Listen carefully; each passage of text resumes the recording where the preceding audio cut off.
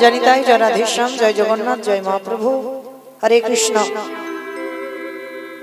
समवेत शुद्ध कृष्ण अनुरागी गौर अनुरागी मातृमंडली पितृमंडली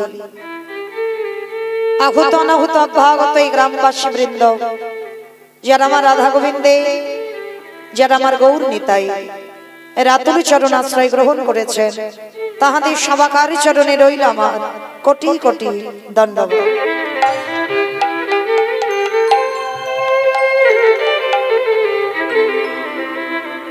তারপরে জানাই এখানে যত সাধু গুরু ব্রাহ্মণ বৈষ্ণব আছে তাহাদের চরণে রইল আমার কোটি কোটি দণ্ডবত। তারপরে জানাই মাগো আমি আমার পিতামাতার চরণে আমার শিক্ষা গুরু দীক্ষা গুরুর চরণে অনন্ত কোটি কোটি দণ্ডবত প্রণাম। তারপরে বাবা যাদের কথা না বললে সব থেকে বড় ভুল হয়ে যাবে, সব থেকে বড় অপরাধ হয়ে যাবে।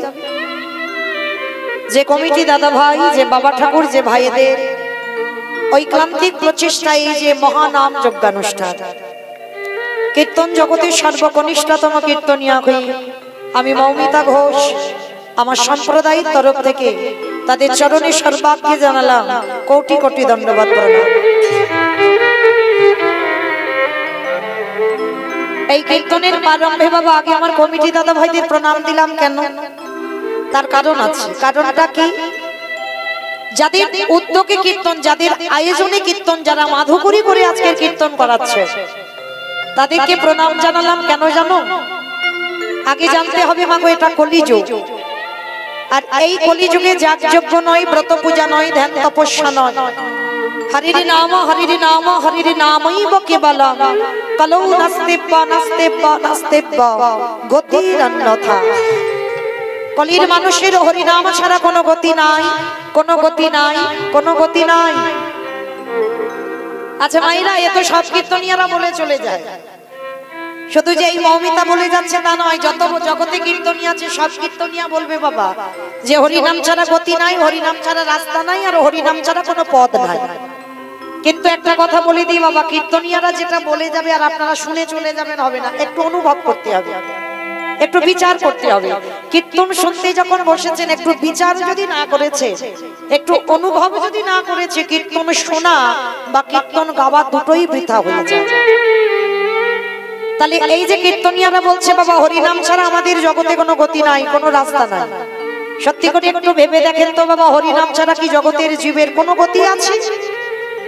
গতি যদি থাকতো বাবা, যে যত বড় ধনী হোক না কেন, যার যত অট্টালিকা থাকুক না কেন, যার যত অর্থ থাকুক না কেন, কেউ যদি সারা জীবনটা সোনার পালঙ্কে ঘুমায়, কেউ যদি বাবা সারা জীবনটা দিল্লি বোম্বে কাটায়, টাকার বিছানায় ঘুমাচ্ছে, তবু কিন্তু বাবা শেষের দিনে এরা কেউ তোমার সঙ্গে যাবে না।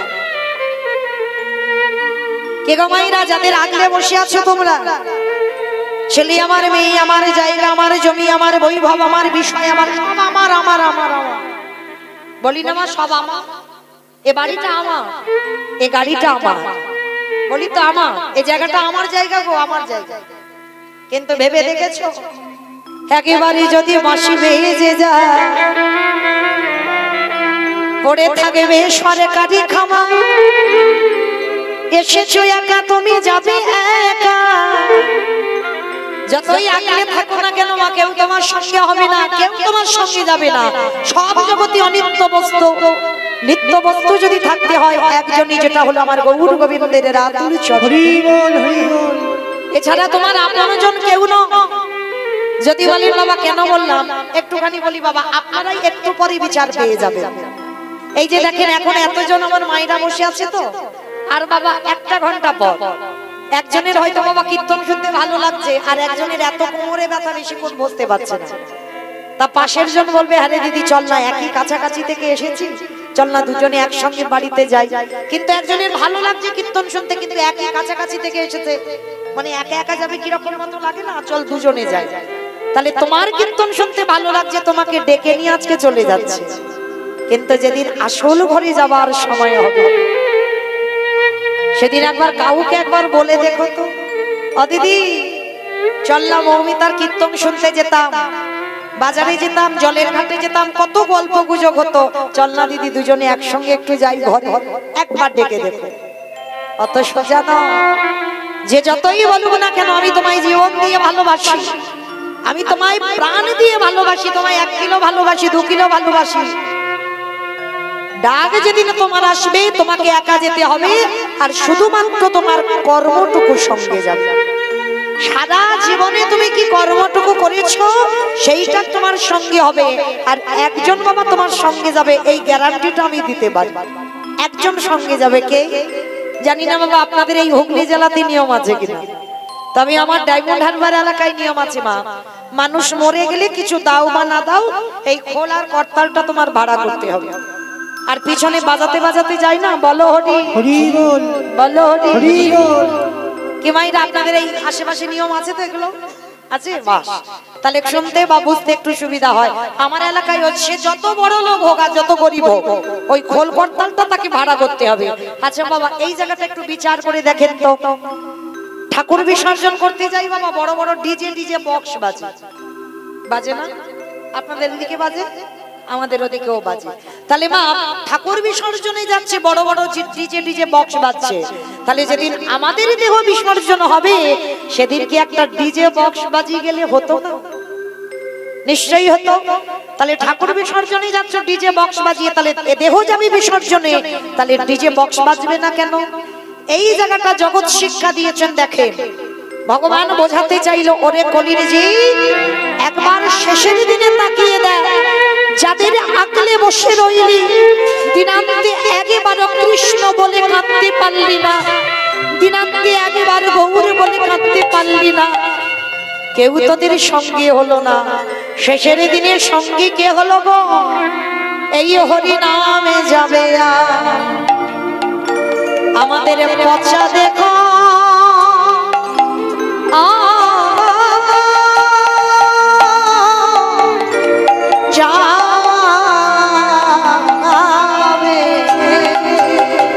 যেদিন তুমি ভাবা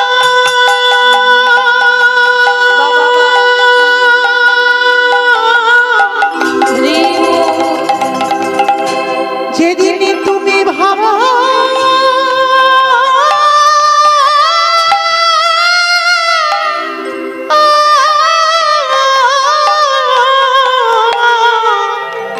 হরি বল হরি বল। যেদিন তুমি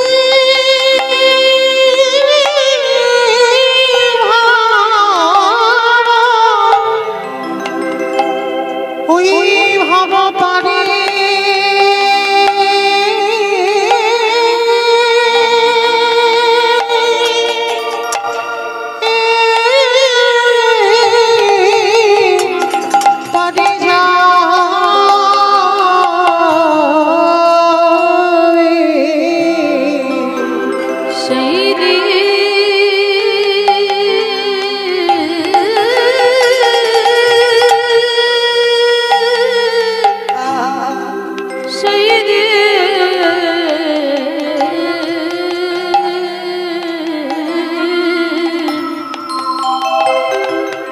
সেই দিন নাম যাবে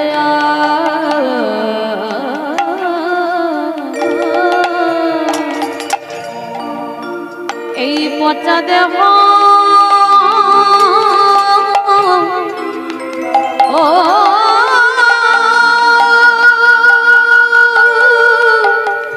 যাবে।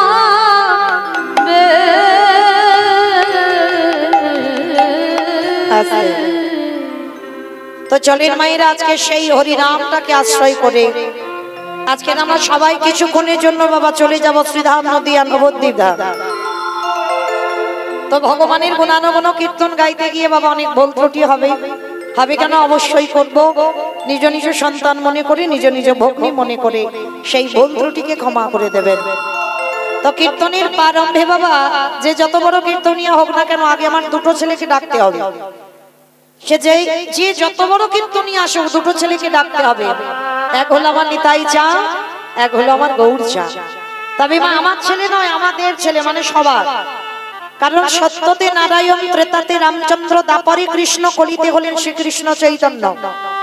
তাহলে আপনার আমরা কলির মানুষ, আর কলিযুগের ভগবান যদি আমার চৈতন্য দেব হয়, তাহলে কীর্তনের প্রারম্ভে বাবা যদি আমার চৈতন্য দেবকে ডাকা না হয়, তাহলে কলিযুগটার বড় অপমান করা হবে।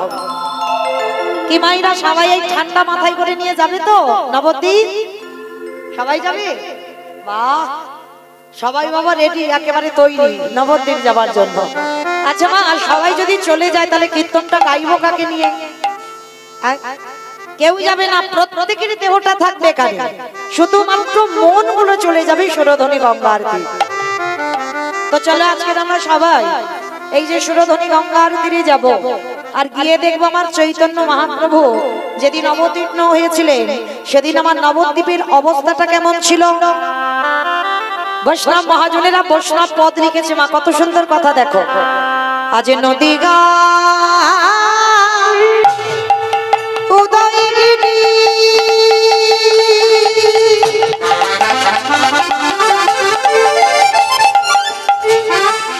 ওই না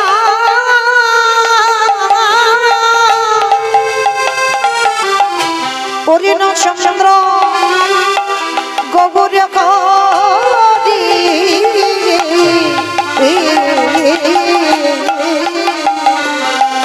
ওই নদিয়া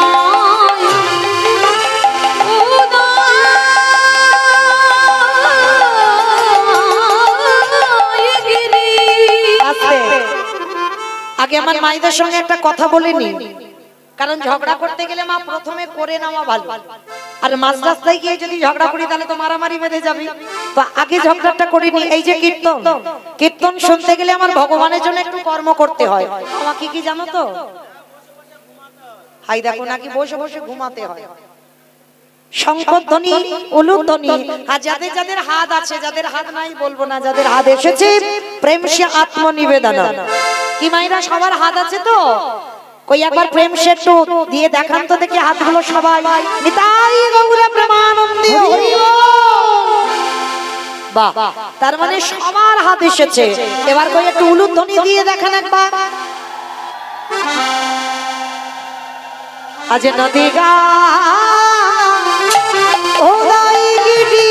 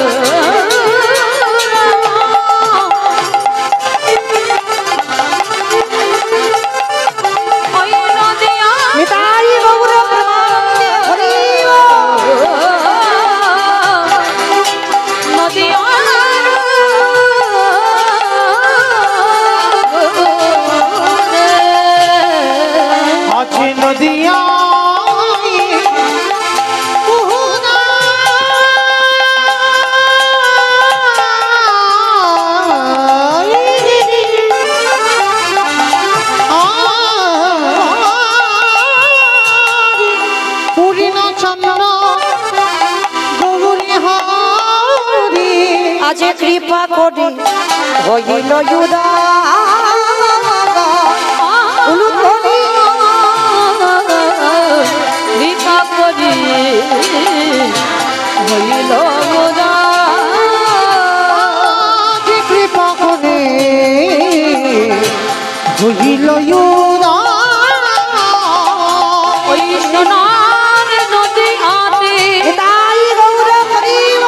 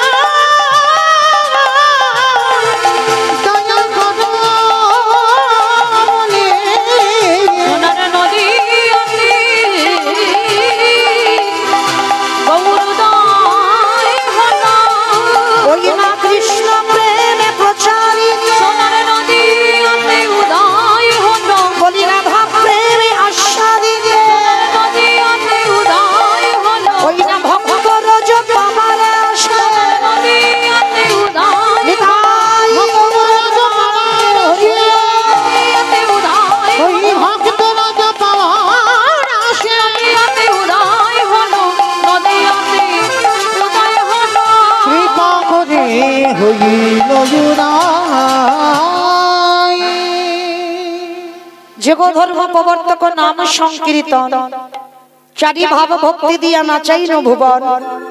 আপনি ভক্ত ভাব করি অঙ্গীকার, আপনি না করলে ধর্ম জীবের শেখানো না যায়, আপনি আচরি ধর্ম জীবেরই শিখায়। এই তো সিদ্ধান্ত গীতা ভাগবতে গায়। এই মতো কলিকালে প্রথম সন্ধ্যায় অবতীর্ণ হলেন কৃষ্ণ আপনি নদিয়ায়। নিতাই হরি হরি হরি বল হরি। তাহলে চৈতন্য মহাপ্রভু এসেছেন বাবা কার ডাকে? এই জায়গাটা মায়েরা মন প্রাণ দিয়ে একটু আস্বাদন করবেন। জগতে এত ভক্ত ছিল, হাজার হাজার ভক্ত, লাখ লাখ ভক্ত, কোটি কোটি ভক্ত আছে জগতে, কিন্তু চৈতন্য মহাপ্রভু এসেছিলেন শুধুমাত্র একজন ভক্তের ডাকে। তিনি কে? শান্তিপুরের মাটিতে বুড়ো অদ্বৈত আচার্য গোসাই। আমাইরাই অদ্বৈত আচার্য গোসাই চেনো তো? তোমাদের গ্রামে কিন্তু কেউ নয়। পঞ্চতত্ত্ব ছবি যাদের বাড়িতে আছে দেখবেন, শ্রীকৃষ্ণ চৈতন্য প্রভু নিত্যানন্দ শ্রী অদ্বৈত গদাধর শ্রীবাস আদি গৌর ভক্তবৃন্দ। বাবা ঠাকুরের যারা শাস্ত্র জ্ঞানী, যারা তত্ত্বজ্ঞানী, যারা বহু বহু হরি কীর্তন শ্রবণ করে, তাদের জন্য নয়, কিন্তু আমার সংসারী মায়েরা গ্রন্থ পড়ার সময় নাই, অত কিছু অভিজ্ঞতা নাই, তো আমার মায়েদের জন্য একটু পরিষ্কার করে বোঝাতে হয়, কেমন? তাহলে এই যে অদ্বৈত আচার্য যাদের বাড়ি 5 জনের ছবি আছে না, দেখবেন মাঝখানে যে ছেলেটা সেটা আমার চৈতন্য মহাপ্রভু, কলিযুগের ভগবান, ওটা সবাই জানে। আর ওই ছেলেটার ডান দিকে দেখবেন একজন বয়স্ক লোক দাঁড়িয়ে আছে, মানে চুল গোপ দাড়িগুলো বাবা ফেকে সব সাদা হয়ে গেছে। উনি হলেন বড় অদ্বৈত আচার্য গোসাই। কেন অত বয়স হলো? কেন না আমার চৈতন্য মহাপ্রভুর থেকে 52 বছরের বড়, মানে 1-2 দিনের বড় নয়, 52 বছর আগে এসেছে। তাহলে কত বড়? তার চুলগোপ দাড়িগুলো পেকে সাদা হবে না? তো ওনারই ডাকে সেই বৃন্দাবনের কৃষ্ণ কলিকালের মাটিতে গৌরাঙ্গ হয়ে এসেছে। কিন্তু এখানে আমাদের জানার বিষয় মা, পৃথিবীতে এত রকমের ভক্ত থাকতে একেবারে শান্তিপুরে বুড়ো মালির ডাকে কেন এলো? এই শান্তিপুরের বুড়ো মালিটা কে জানো? যার একটা নাম ছিল বাবা মৃত্যুঞ্জয়। আচ্ছা বাবা বলো তো, মৃত্যুঞ্জয় কোন ঠাকুরকে বলে মা? ভোলানাথ। বাহ, ভোলানাথের একটা নাম হলো মৃত্যুঞ্জয়। কেন না উনি একমাত্র মৃত্যুকে জয় করেছিলেন। সত্য, ত্রেতা, দাপর এই 3 যুগে আমার বাবার কোনো রূপ পরিবর্তন হয়নি, মানে মৃত্যু হয়নি। মানে আমার ভগবান কৃষ্ণকে কিন্তু মৃত্যুঞ্জয় বলছে না। ভাগবত প্রমাণ আছে 125 বছর বয়সে জরা ব্যাধির তীরে তিনি দেহত্যাগ করেছেন। তাহলে কৃষ্ণকে মৃত্যুঞ্জয় বলছে না, কিন্তু বাবা ভোলানাথকে মৃত্যুঞ্জয় বলছে। কেন না ওই একজন মাত্র মৃত্যুকে জয় করেছিল। কিন্তু ওই ভোলানাথ সত্য, ত্রেতা, দাপরের দেশী, কিন্তু কলিকালে নয়। একটা কথা কান খুলে শুনে নাও মা, এই যে আমরা এত ঘটা করে বাবার মাথায় জল ঢালি না, এত ঘটা করে বাবার পূজা দিই, কিন্তু বাবা কলিকালে শুধুমাত্র ওই রূপটা বদলে এসেছে অদ্বৈত আচার্য গোসাই হয়ে। কেন এই জায়গাটা আমাদের প্রশ্ন রয়ে যায়। তাহলে 3টে যুগের মানুষ কি খুব ভালো ছিল যার জন্য পরম বৈষ্ণব এলেন? আর কলিযুগের মানুষ ভালো নয় বলে কি বাবা আসতে পারছে না ওই শিব রূপে? বলে না, ভগবান একবারও বলেনি বাবা সত্য যুগকে ধন্য যুগ, একবারও ত্রেতা যুগকে বলেনি ধন্য যুগ, একবারও দাপরকে বলেনি ধন্য যুগ, কিন্তু বারে বারে বলছে এই কলিযুগটাকে ধন্য কলিযুগ। তাহলে কলিযুগ যদি ধন্য হলো, তাহলে বাবা ভোলানাথ কেন আসতে পারছে না শিব রূপটা ধারণ করে? তার একটাই কারণ। কারণটা কি? কথাই বলে বাবা পাপ ছাড়ে না বাপকে। এই যে কথাটা বলি না, পাপ ছাড়ে না বাপকে, এই কথাটা চলতি হতে পারে বাবা, কিন্তু এর কথার মানে আছে। এই যে আমাদের বাবাটাকে বিশ্বের স্রষ্টা মালিক ভগবান কৃষ্ণ, আর সেই ভগবানকে পাপ ছেড়েছিল। কুরুক্ষেত্রের মাঠে গান্ধারীর শতপুত্র নিধন হলে বলি গান্ধারী কৃষ্ণকে অভিশাপ দেয়, কৃষ্ণ আজ যেমন আমার কুরু বংশটা ধ্বংস হলো, আমি তোরে অভিশাপ দিলাম, আমার মতো করে তোরও একদিন যদু বংশটা ধ্বংস হবে হবে হবে। ওই জন্য কথাই বলি বাবা পাপ ছাড়ে না বাবাকে। তাহলে আমাদের বাবাকে ছেড়ে দিল না, আর আপনারা আমরা তো বাবা তুচ্ছ। ঠিক ঠিক এইরকম একটা ভুল পরম বৈষ্ণব বাবা ভোলানাথ করেছিল, যার জন্য মা যে অন্যায়টা করেছিল বলে শিব ঠাকুর আর কলিযুগে শিব রূপটা ধরে আসতে পারছে না, ওই জন্য রূপটা বদলে দিয়েছে। তাহলে অপরাধটা করেছিল কবি, এর কথা জানতে গেলে বাবা সবাইকে একটুখানির জন্য যেতে হবে সেই মহাভারতে যুধিষ্ঠির রাজস্বয় যজ্ঞে। এই মহাভারতে যুধিষ্ঠির রাজস্বয় যজ্ঞে ভগবান কৃষ্ণ দাঁড়িয়ে থেকে বাবা সবার দায়িত্ব দিয়েছিল। যেমন ধরুন আমার এই কমিটি দাদা ভাইরা এই যে কীর্তনের আয়োজনটা করেছে, হয়তো বাবা আমার পয়সা অনেক আছে, আমি হয়তো অর্থ দিয়ে সাহায্য করতে পারবো, এত বড় অনুষ্ঠান চালাতে পারবো, কিন্তু শ্রম দিতে গেলে বাবা অনেক ভক্তদের সহযোগিতার দরকার। এই যেমন বাবা কালকের আমাদের সেবার ব্যবস্থা রেখেছেন দাদা ভাই ভাই, তার জন্য আমি যখন এলাম বাবা ঠিক 3টে বাজে, অনেক দূর থেকে আসছি সেই কুচবিহার থেকে, তো যখন এলাম শুনলাম বাবা অনেক ওই সবজি বানানো হবে না, সবজি বানাবার জন্য সবাইকে ডাকাডাকি করছিল।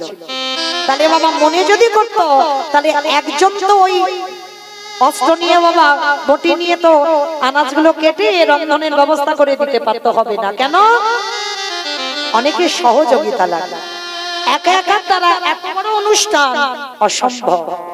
ঠিক যুধিষ্ঠির রাজস্বয় যজ্ঞেও ভগবান কৃষ্ণ সবাইকে একটা একটা করে দায়িত্ব দিয়েছিল, আর যুধিষ্ঠির দাদা বলেছিল কৃষ্ণ কৃষ্ণ তুমি নিজে কোনো দায়িত্ব নেবে না। কথাটা শুনে আমার ভগবান একটু মুচকি হেসেছে। জানো দাদা, আমি তো সবাইকে একটা করে কাজ দিয়েছি, আর আমি আমার বেলা তো দুটো কাজ আলাদা করে ফেলে রেখেছি গো, জানো না? শিখি তুমি সবাইকে একটা করে কাজ দিয়েছো, আর তুমি তোমার নিজের বেলা দুটো কাজ, কি কাজ নিয়েছো কৃষ্ণ? বলে জানো দাদা, আমার প্রথম কর্ম হবে এই রাজস্বয় যজ্ঞে যারা আসবে, আমি কৃষ্ণ দয়াময় হয়ে সবার প্রথমে আমি নিজের হাতে আমি ওদের চরণ যুগল আগে ধৌত করে দেব। শক্তি উঠেছে, অসম্ভব, এটা করতে পারিস না কৃষ্ণ, কারণ আমি জানি তুই কে আর তুই জানিস আমি কে, আর যারা যারা আসবে তুই প্রত্যেকের ছোট বড় জাত বিচার করবি না, কে উঁচু জাত নিচু জাত কোনো বিচার করবি না, ছোট বড় বিচার করবি না, তুই সবার পা ধোয়াবি। বলে হ্যাঁ দাদা, আমার প্রথম কর্ম আমি নিজের হাতে সবার চরণ যুগলগুলো ধ্বংস করে দেব।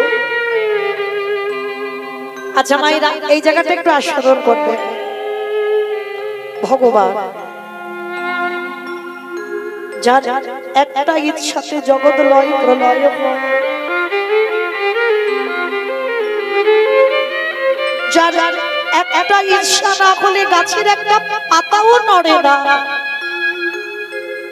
যার ইচ্ছাতে শুকনো গাঙে উজান বয়, যার ইচ্ছাতে মরা গাছে ফুল ফোটে, সেই ভগবান আজকের কিসের জন্য, তার কি অভাব, কিসের জন্য আজকের পা ধোয়ার ব্যবস্থাটা করেছি, আর ভগবান হয়ে কিসের জন্য আজকে নিজের হাতে পা ধোয়াবে? ভগবান পা ধোয়াচ্ছে বাবা নিজের জন্য নয়, ওই যা একটু আগেই বললাম নিজে আচরি ধর্ম জীবেরই শিখায়, নিজে না করলে ধর্ম জীবকে শেখানো না যায়। আচ্ছা বলেন তো বাবা, ভগবান হয়ে তার যদি আচরণটা ঠিক না হয়, এই যে আমি কীর্তনিয়া হয়েছি বাবা, জীব শিক্ষার জন্য দাঁড়িয়েছি,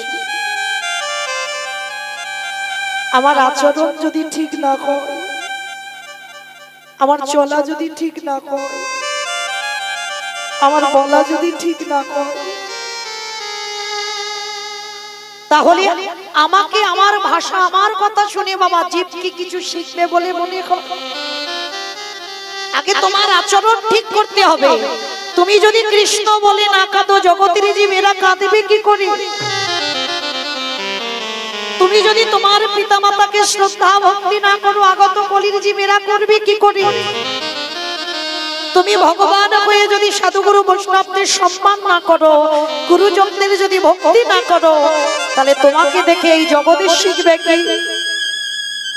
তাই তো ভগবান রাজস্বই যজ্ঞে নিজে ভগবান হয়ে সবার পা ধৌত করে জগৎকে শিক্ষা দিচ্ছে। ওরে জগৎ, তোরাও আমাকে দেখে সে আমি কি কর্ম করছি তোরাও শিখে নে। এগুলো আগেকার দিনে ছিল মা, জানি না এখনো আপনাদের এই হুগলি জেলাতে আছে কিনা, তবে মেদিনীপুরের মাটিতে যাই এখনো আছে। এখনো গুরুজনেরা গেলে বাবা, এখনো সাধুগুরু বৈষ্ণব, এখনো ভক্ত গেলে তাড়াতাড়ি করে বাবা কাঁসার থালা ঘটিতে করে জল নিয়ে এই অধম কীর্তনিয়াদের এখনো পা ধোবার ব্যবস্থা করে। আমরা সে যোগ্যতা অর্জন করি না, এই তবুও কিন্তু তারা করে। গুরুজনেরা বাড়িতে এলে আগে বাবা কাঁসার থালায় ঘটিতে করে জল দিয়ে পা ধৌত করে দেয়। এগুলো বাবা আমাদের মনুষ্য জীবনে কর্তব্য। আগেকার দিনে ছিল আমাদের মতো মেয়েরা যত টিভি সিরিয়াল দেখে আর তাদের মতো আচরণ হয়ে যায়। আমরা বিশ্বাস করি না, আমরা মানতে চাই না যে গুরুজনদের চরণ যুগল ধোয়ালে তাতে কি পাওয়া যায়। তাই চরণ ধরে বলে যাই মা, ঘরেতে যদি কোনোদিন সাধুগুরু ব্রাহ্মণ বৈষ্ণব আসে, ভক্ত আসে, চেষ্টা করবে নিজের হাতে তাদের দুটো চরণ যুগল ধৌত করে দিতে। সাধুগুরু বৈষ্ণব যদি নাও পাও, যে যার ঘরের বাবা মা তো আছে, যে যার ঘরের শ্বশুর শাশুড়ি তো আছে,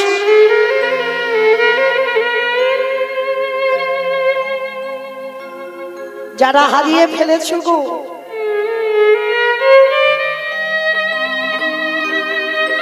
সারা জীবন মাথা ঠুকলে আর পাবে না। কিন্তু যাদের আছে চরণ ধরে বলে যাই একটু আগলে রেখে দিও। ওই সম্পদ যদি একবার হারিয়ে পেল আর কোনোদিন